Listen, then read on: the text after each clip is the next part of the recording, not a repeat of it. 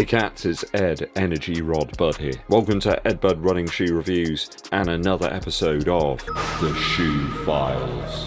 What is it about ADIDAS LIGHTSTRIKE PRO foam that works so well for me? So well in fact that I'm considering not using this for the Brighton Marathon and using this. Let's take a deep dive into that special foam.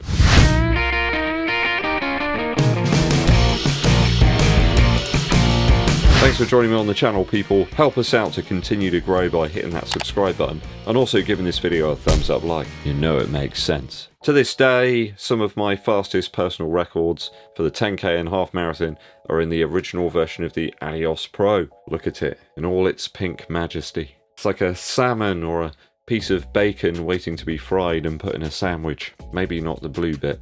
Just seemed to draw the best out of me. Certainly not the lightest of the super shoes out there, but it just has something special.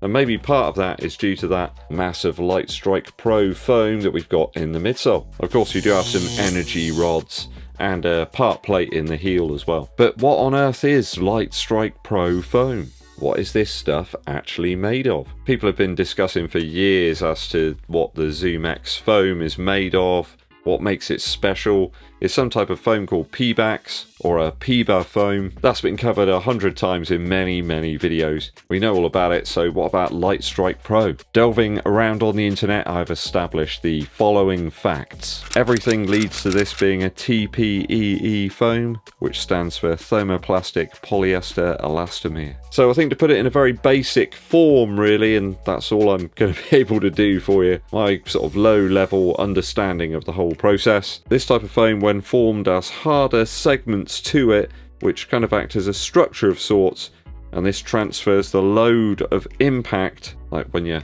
foot hits the floor, to some of those softer segments of the foam. I guess in a very rudimentary way, you can kind of look at the ADIDAS 4D midsoles, where you've got this kind of lattice structure. It's a little bit more rigid, and then of course between that you've got absolutely nothing, just thin air. But with the TPE foam, you've got kind of softer segments in between that sort of more rigid structure. At least that's the way I see it from reading all these scientific papers. I mean, I could be very wrong about that. Perhaps someone out there will tell me that I'm wrong. I'm sure they will. The big benefit though to the TPEE foams over something like the PEBA foam, for example, is that it's very elastic but also extremely tear resistant. I don't think anybody can say the same about this stuff. I have seen some of the PEBA shoes absolutely mashed after even like a 10-mile run. These are alright though, they're hanging in there around about 130 miles. After about 30 miles, these look absolutely fine, so maybe they've changed it.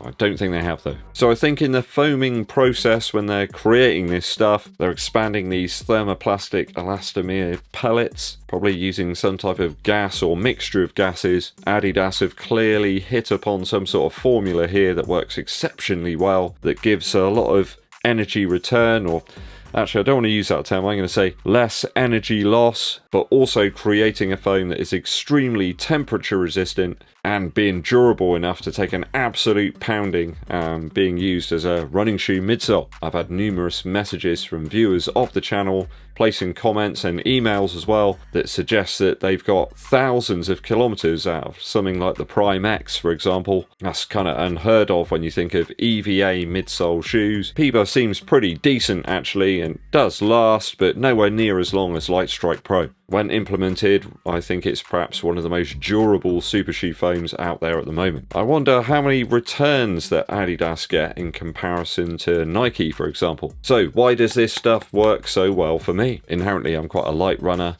I'm about 6 foot 3 inches tall. I weigh about 73 kilograms, that's about 160 pounds. So for my height, I'm actually very light, kind of like a human windsock.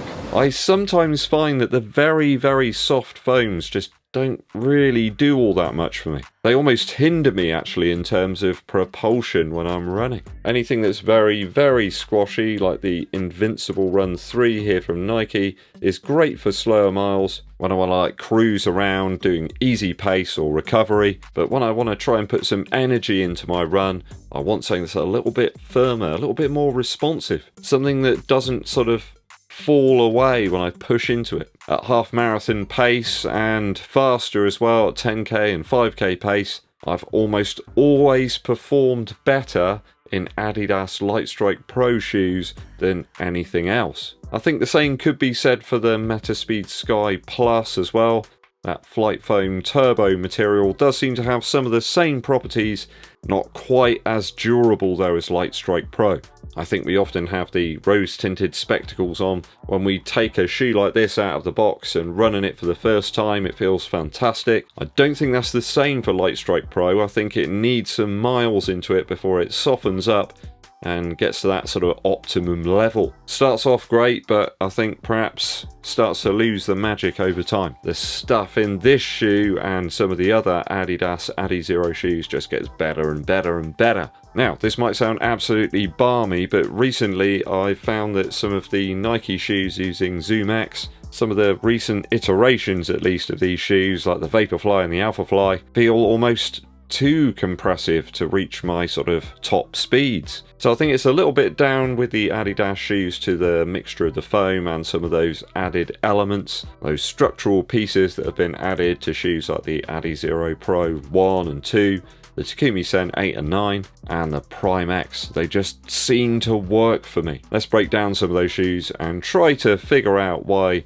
they work so well for an extremely tall and lanky English fellow. So the TAKUMI Sen 8 is amongst the lightest of its type, very cushioned for its stack height and extremely nimble. It was a brilliant shoe for me for 5k and 10k. I even used it on a trail race, I believe, at one point. Now I look back on it, it seemed like a crazy idea, but it worked fantastically well. The drop is lower, and I did feel that the Lightstrike Pro material there felt very unremarkable at first. It's kind of disappointing out the box, but after 15 to 20 miles it really came into its own. The midsole became a little bit more forgiving, a little bit more flexible. I really started to love it at that point. The upper's barely there on that one. The grip was immensely good, even on a tricky 10k road and trail event last year, and I also took it on a very fast 5k on the Weymouth Seafront too. I found the ADIOS 6 and 7 absolutely superb, with the frontal Lightstrike Pro implementation, responsive, and again they free up over time, making for faster paced tempo trainers with great durability. The ADIOS Pro 1 and 2 were both great shoes for me, the closest that I've got to breaking 1 hour 30 on the half marathon in this pair of shoes here. Just seemed to have some type of magic about it.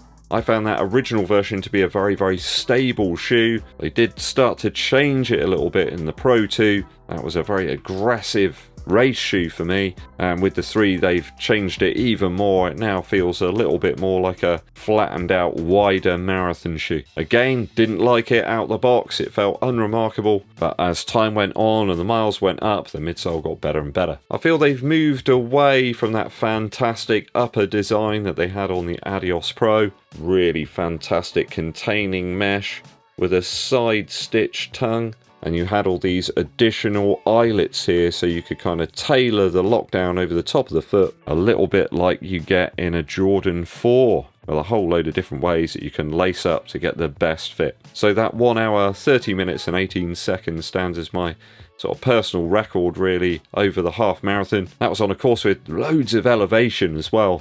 It was just up and down, up and down. That shoe worked equally well for me on a 10k time trial as well, 41:17, as shown on Strava here, on a clear and open area with few buildings to mess with the GPS reading, so I'm very confident that that was accurate. The Prime X here with that huge stack of Lightstrike Pro is obviously a shoe that's worked very well for me so far in training. You know, a marathon pace perspective as well, it just feels almost effortless really, with that strung upper making for a more stable shoe than the original. Recently when I took this on a 20-mile longer run, easier pace, it just left the legs feeling fantastic the next day. Perhaps the ultimate balance between cushion and a sort of forgiving feel, but without that overt squashiness and compression. I've got to say that the stack here does make things feel a little bit effortless.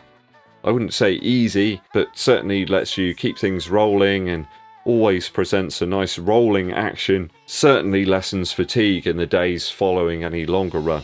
So all in all, after all of my testing over several years really, within races and higher level training, I've got to say that Lightstrike Pro does seem to work the best for me over any other type of foam. perhaps with one exception. Last year in July at the A6 10K in London, I hit like 42.10 in the Metaspeed Sky Plus. I think that was probably the hottest race that I've ever done as well. It was painfully warm at one point. I ran my heart out in that one as well, so I don't think it was the shoes. But that midsole foam just isn't quite as durable as LIGHTSTRIKE Pro. Want to know the most interesting thing about my observations? When I looked at the actual midsole foam softness using my Shure A durometer tester, this shoe does seem to have something very special about it. The top half of the foam here within the ADIOS Pro is quite firm, really. It came in much firmer, in fact, than the average rating that I get for most running shoes, with the bottom section actually being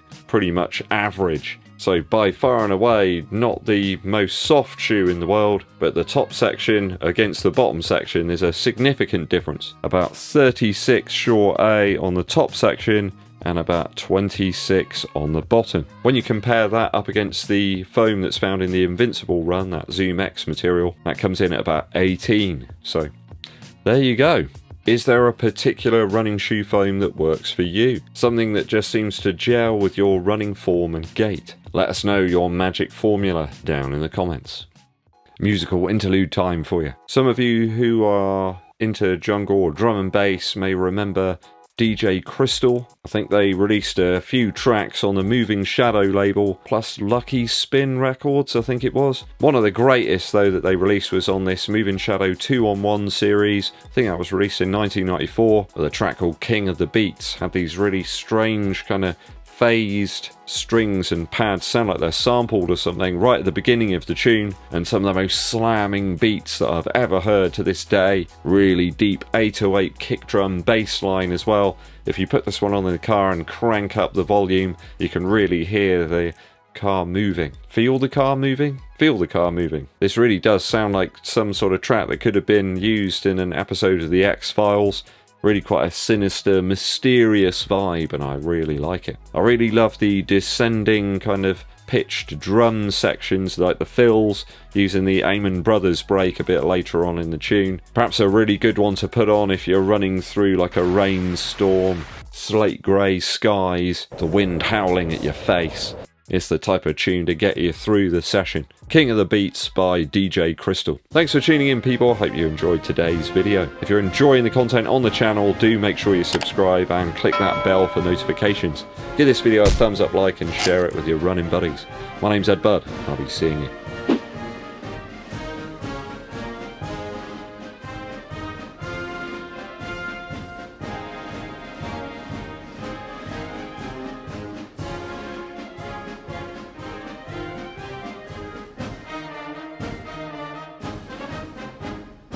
By the way, I've still no idea what shoe I'm going to wear for Brighton Marathon. I just cannot decide. Let me know what you think I should do in the comments, because I haven't got a clue.